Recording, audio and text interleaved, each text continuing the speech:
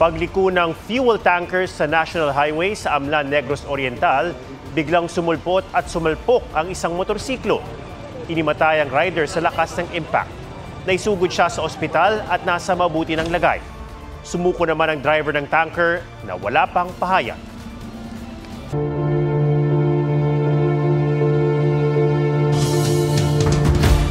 Walang basihan at mapanlin lang ang mga bintang.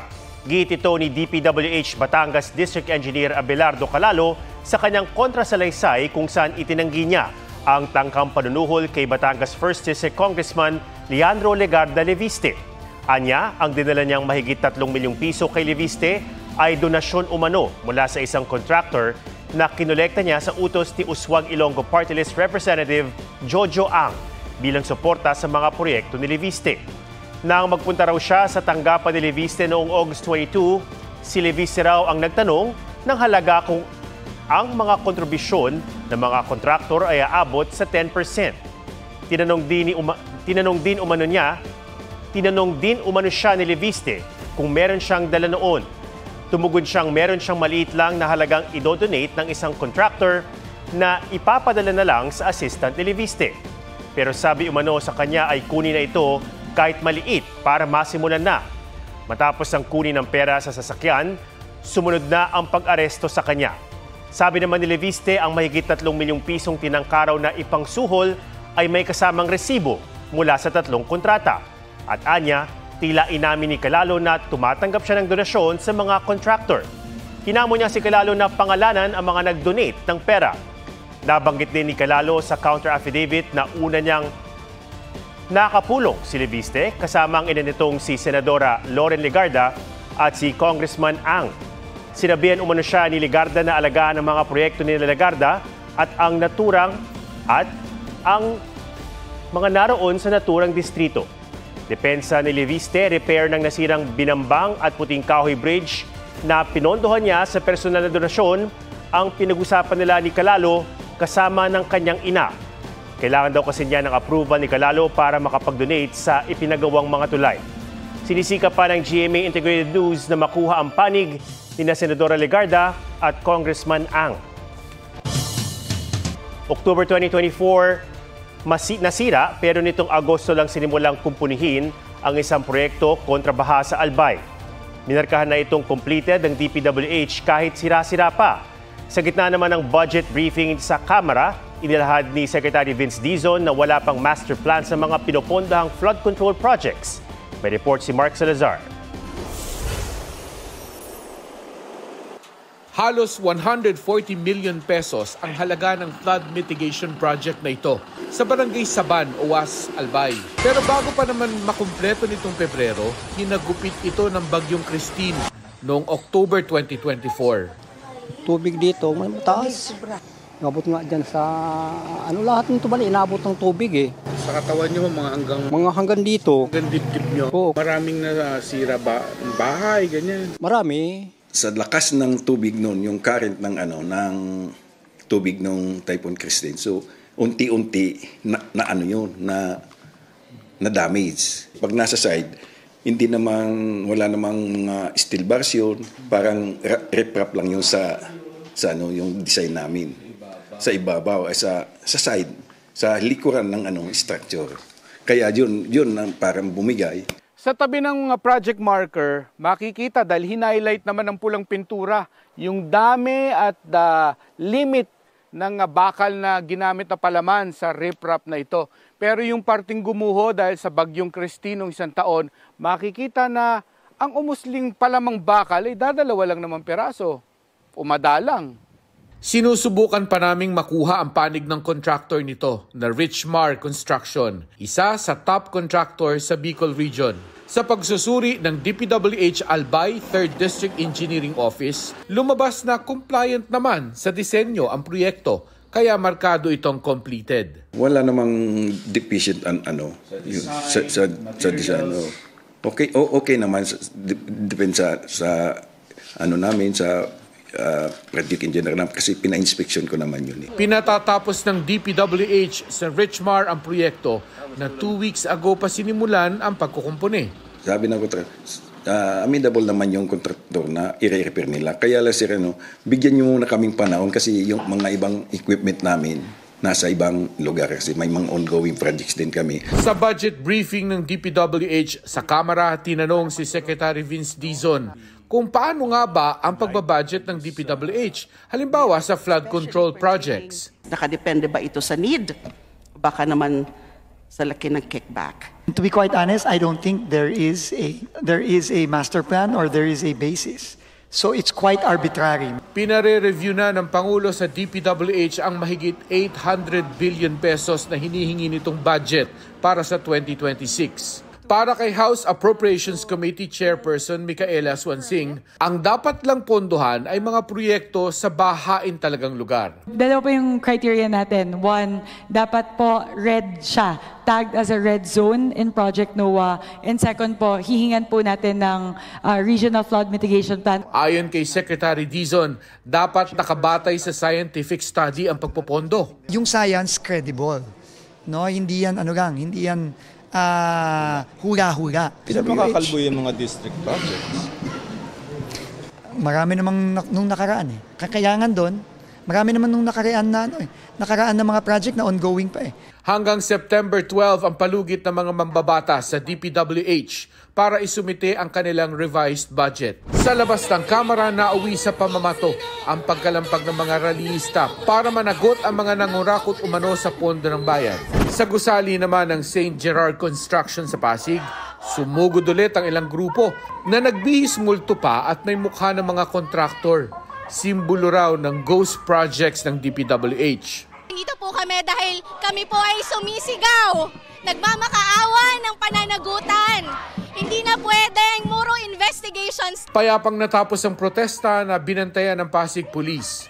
Ang mga rallyista naman na nagpintura sa gate at bakod sa gusali kahapon na mula sa ibang grupo, tukoy na at iahabla ng mga diskaya. Malicious mischief, vandalism, unjust vexation, and also alarms sa scandal. Malaya po silang makapagpahayag ng kanilang saloobin. Huwag tayong gagamit ng dahas, pananakot at kung anumang paninira ng propiedad kagaya po nung nakaraang rally. Kusa na rin daw isinuko ng mga diskaya ang 16 pa nilang luxury vehicles bukod sa 12 sinelyuhan at kinordonan kahapon ng Bureau of Customs. Kompleto at natipo na sa St. Gerard Building ang 28 luxury cars tugma sa bilang na binanggit ni Sara Diskaya sa Senado. Hindi na sila pwedeng galawin, buksan o gamitin at babantayan ng mga officers ng customs. May 2 minibus na iniharang sa mga ito para pansalag sakaling batuhin ng rallyista. Sabi ng abogado ng mga diskaya, dadalo mag-asawang Curly at Sara sa Senate hearing sa Lunes bilang pagsunod sa subpoena sa kanila.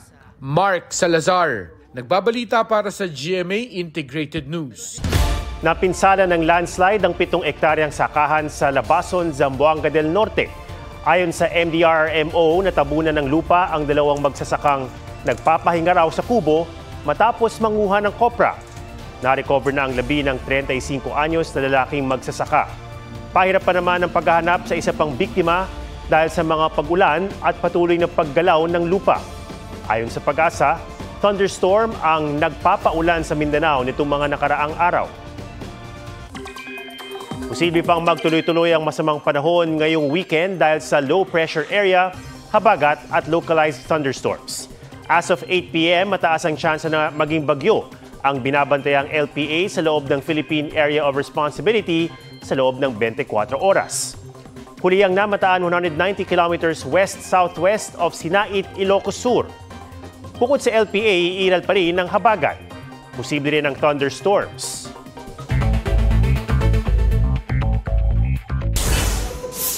Kilo ng bangus sa Dagupan, Pangasinan pumalo na sa 250 pesos. Mahigit 1 buwan na raw nararanasan sa bangus capital ng bansa ang mataas na presyo mula ng manalasa ang sunod-sunod na bagyo. Ayon sa ilang nagtitinda, kumonti raw ang supply ng bangus dahil sa bagyo. Ang pagmahal ng pagkain gaya ng gulay at isda ang isa sa mga nagpataas ng inflation rate nitong Agosto sa 1.5% kumpara sa 0.9% noong Hulyo, ayon sa Philippine Statistics Authority. Mga bumbero sa Maynila na peke sa pagresponde sa sunog. Gawa raw ng AI or Artificial Intelligence ang larawan ng nasusunog na truck na ipinadala raw ng isang online follower ng Recto Volunteers sa kanilang group chat. Hinanap namin at nakita naman namin yung truck na buo naman. Ang AI, pala mo, parang totoo na talaga eh. Ang maling sumbong ng sunog itinuturing na unjust vexation sa Revised Penal Code at may multang 50,000 pesos sa ilalim ng Revised Fire Code of the Philippines of 2008. Pangulong Bongbong Marcos dumipensang ipinasara ang Siquijor Island Power Corporation o SIPCOR dahil pangit ang serbisyo at hindi napabuti ang sitwasyon. Nauna nang sinabi ng SIPCOR na pag-aari ng pamilya Villar na ginagawa nila ang mga maaaring legal na hakbang sa ilalim ng batas. Kanina pinasinayaan ng Pangulo ang 3 bagong power plant sa Siquijor na pinatatakbo ng diesel at kaya mag-supply ng 17.8 megawatts ng kuryente. Bernadette Reyes, nagbabalita para sa GMA Integrated News. Sugatan ng isang junior high school student matapos pagsasaksakin ng 36 anyos na lalaki sa Lapu-Lapu City sa Cebu. Ayon sa pulisya, nilapitan daw ng sospek ang nakatambay na biktima at bigla nitong inundayan ng saksak.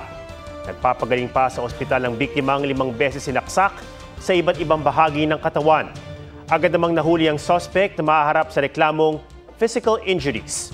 Sinisikap pang makunan siya ng pahayag. Personal na galit ang tinitingnang anggulo ng pulisya.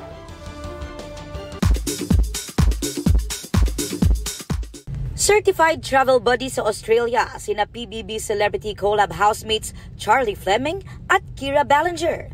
Enjoy ang Shakira duo sa Melbourne while strolling, going to the beach, and taking the metro. Pambansang Ginoo David Licauco gaganap bilang investigative vlogger sa upcoming Kapuso action drama series na Never Say Die. Para raw ma-achieve ang karakter, nag-training si David sa DZBB. We had a meeting with Boss Orly of DZBB. So it was just nice for the production to think about it, to pick up the knowledge from someone na batikan na sa larangan niya. Karakter ni Bianca Umali sa Encantadia Chronicles Sangre na maalam na sa mundo ng mga tao. Aqua Best, buya na dyan! Isa lamang ito sa mga lagusan papuntang Encantadia, Tera.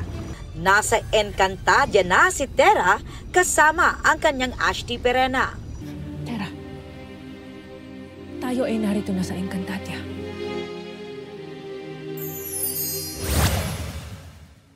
Italian fashion mogul Giorgio Armani pumanaw na sa edad na 91. Bumuhos ang pakikiramay mula sa mga kilalang personalidad sa showbiz, fashion at Italian politics. Magiging pribado ang funeral sa kanya sa Lunes. Aubrey Carampel nagbabalita para sa GMA Integrated News. Mananatiling kapuso si Ivan Mayrina matapos muling pumirma ng kontrata sa GMA Network. Tuloy-tuloy ang paghahatid ng balita ni Ivan tuwing Sabado at Linggo sa 24 oras weekend. Sa loob ng mahigit 2 dekada, di matatawaran ang kanyang kredibilidad at dekalidad na pagbabalita. Kasama sa contract signing sina GMA Network President and CEO Gilberto R. Duavit Jr., Senior Vice President and Head, GMA Integrated News and Regional TV and Synergy, Oliver Victor B. Amoroso. Vice President and Deputy Head for News Programs and Specials, Michelle S. Seva. Dumalo rin ng iba pang GMA Network officers. Nagpaabot naman ng mensahe kay Ivan sa isang video message si GMA Network Chairman, Attorney Felipe L. Gozon. Ivan, I am both proud and happy that you remain a loyal kapuso for 25 years and counting. I look forward to having you with us for a very long time. Congratulations, Ivan. Ikaw sa pananaw ko at sa pananaw namin lahat ay isang tunay, tapat at haligi ng serbisyong totoo. Isang ehemplo na magpapatuloy, na magbibigay sigla at inspirasyon sa mga katulad mong media practitioner. Pirming handa si Ivan na tumindig bilang isang mamamahayag.